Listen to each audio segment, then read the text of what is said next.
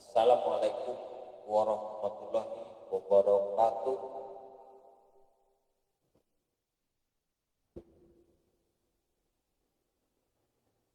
Assalamualaikum warahmatullahi wabarakatuh. Porsi kita tetap sama, ngopi mulut otak. Ngopi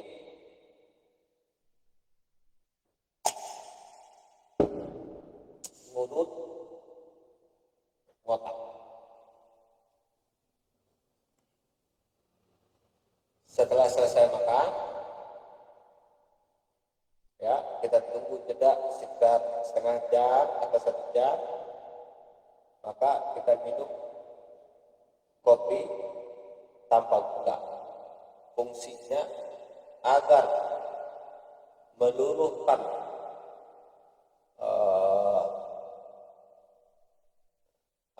meluruhkan zat-zat gula, kemudian untuk meluruhkan lemak-lemak tubuh yang masuk ke khusus yang nyangkut ke usus sebelum turun ke bawah. Ya. Bagi yang Kunderisko, selamat Kunderisko. Bukan kita tidak cinta terhadap Kunderisko, tetapi karena kita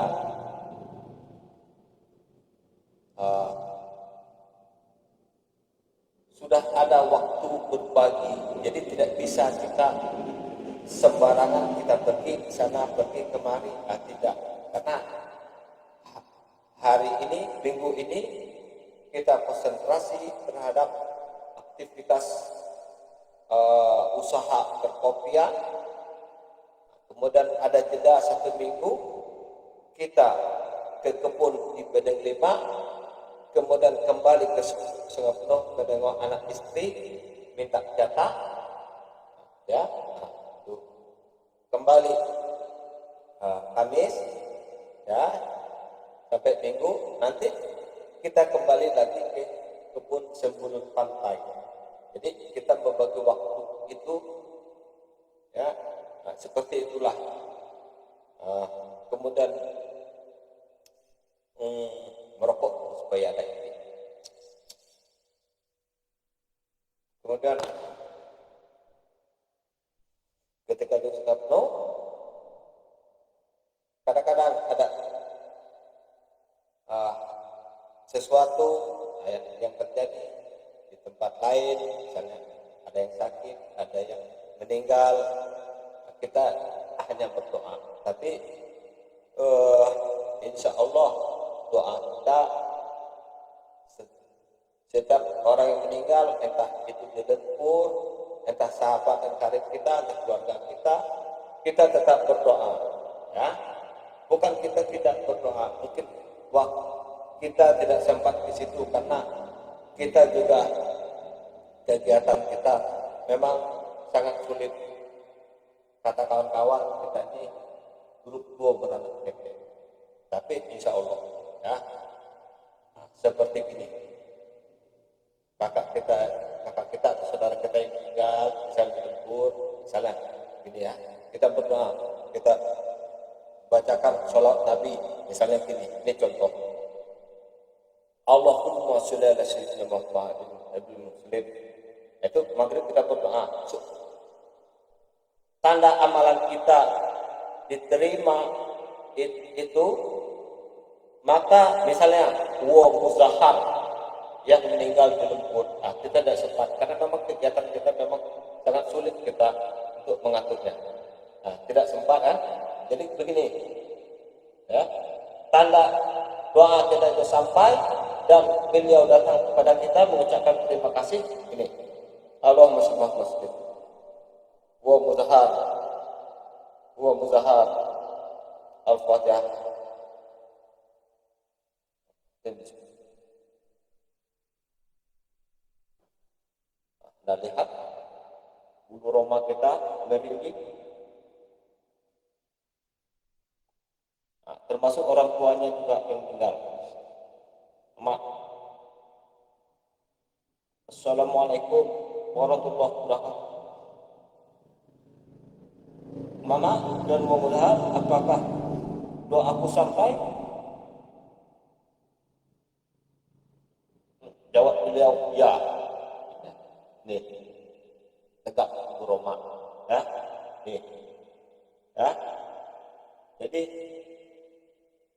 itu gunanya kita, ya, kita tidak memandang syariat, tapi kita memandang hakikat makrifat.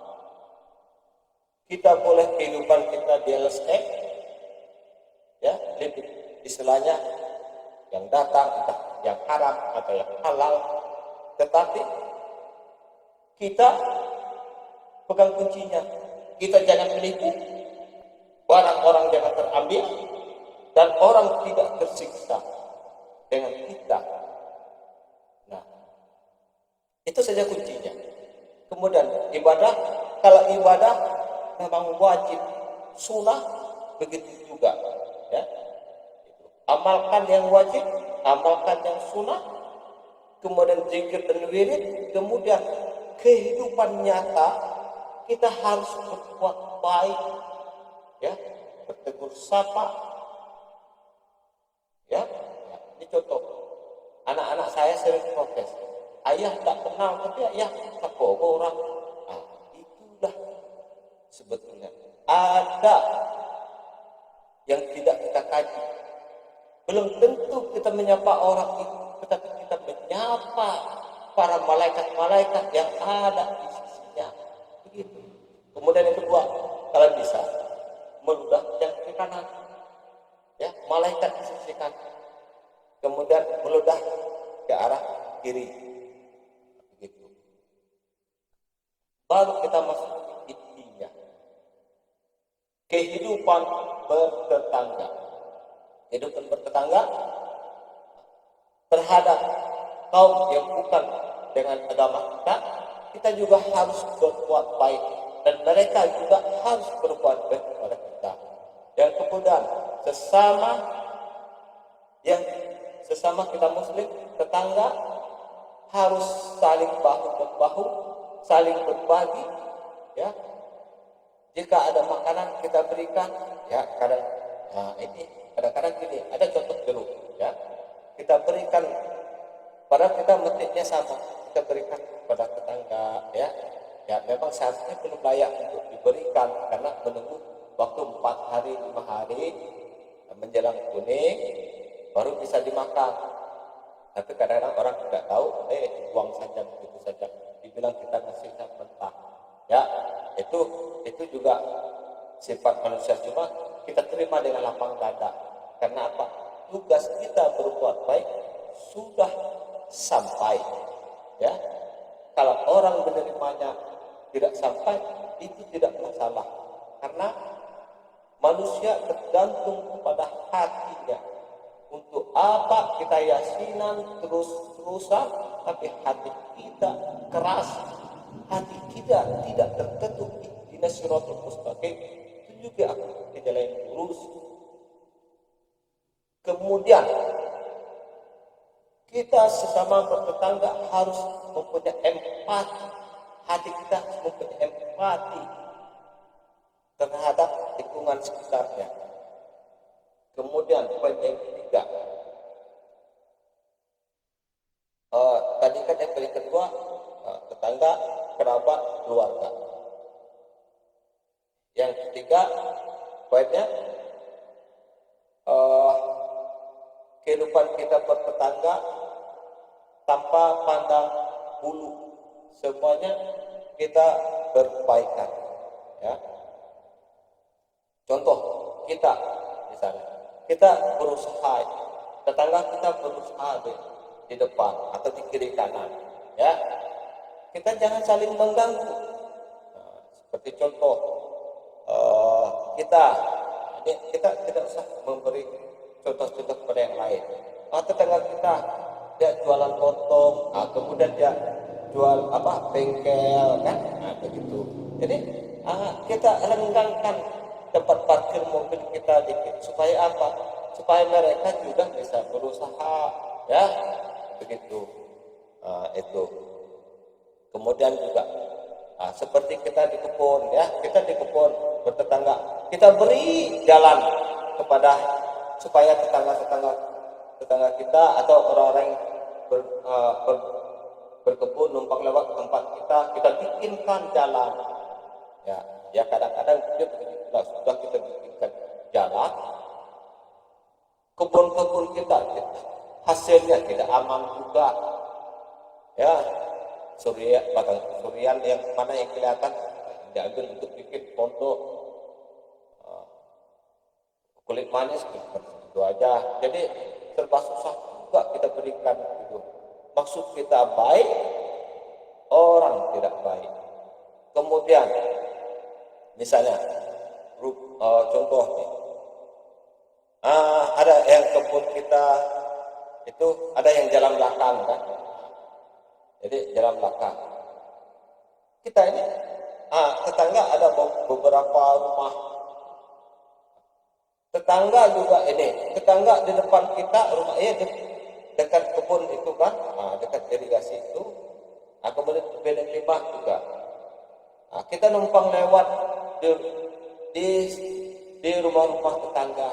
Ketika tetangga membersihkan, gotong royong untuk membuat jalan, ikut juga. Ketika kayak kemarin tetangga ngecor jalan ke gang ya. Itu ketika kita di kebun ngecornya, wah bisa bantu nyumbang semen dah. Karena saya pikir saya bukan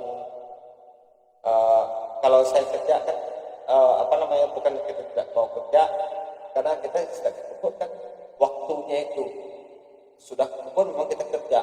Jadi lebih baik kita sumbangkan semen, misalnya seperti itu ya, sumbangkan semen seperti itu. Jangan cuma numpang lewat saja. Kemudian ini juga di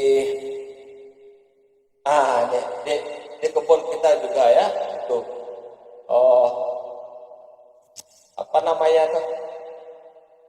toke-toke kan sering ngambil barang-barang pada orang lain gitu ya. Itu parkir mobilnya penuh sekali ya, mobil berderet. Kemudian saya waktu itu kita diamkan saja. Ini orang usaha kok ganggu tempat orang juga. Jadi kita pun mau melansir kopi, mau melansir kayu atau segala macam, mana tempat kita parkir nih? Nggak ada. Kadang-kadang ada tamu kita kan, itu contoh kawan-kawan yang di Batam Merangin ini kan mau parkir kan, wah susah nih anak parkir tempat kayu bang, mana nak cara nak nalak durian model nih. Nak geser-geser payah. Jadi kita pun seharusnya sadar juga posisi kita ya. Kita numpang, maka numpang parkir ya, usahakan jangan mengganggu orang lain, orang yang punya rumah atau tetangga kiri kanan. Tetangga kiri kanan juga mau usaha ya. Kita Anda parkir harus pandai-pandai juga. Di sini ini, kasihlah jalan orang lewat kan. Begitu. Jangan istilahnya misalnya gini, parkir beles itu ini jarang jadi paling yang di ladang 2 minggu sekali di ladang yang titik kopi merondap lah. Ya memang betul kan, tetapi kadang-kadang ada waktu kita mendadak tuh ya, ada waktu kita mendadak. Atau misalnya pas ketika kita tiba geserlah dikit. Karena apa? Situ mau usaha, kita mau usaha, maka sediakanlah tempat untuk kita berusaha. Misalnya tempat kita lapang, ya, yang tempat kita ini lapang, situ walaupun tempat sempit, tanah luas, bikinlah tempat parkir, kan sama-sama enak begitu. Kita berdagang seperti itu. Ya, bertani seperti itu, bertetangga seperti itu. Jadi kehidupan bertetangga ini harus uh, harus mengerti, harus saling memahami. Ya, kita jangan ego. Ya, jika kita mempersempit orang lain, maka Allah akan mempersempit jalan kita. Ya, banyak contoh ini. Ya, orang-orang ya apa? Kita ini banyak contoh. Oh, kerugian di kita nanti sudah banyak, kita tidak perlulah kita berikan contoh, nanti kita contohkan yang lain, yang kita contohkan yang A, yang B tersinggung. Jadi bayangkan sajalah sendiri. Ya, terima kasih. Wassalamualaikum warahmatullahi wabarakatuh.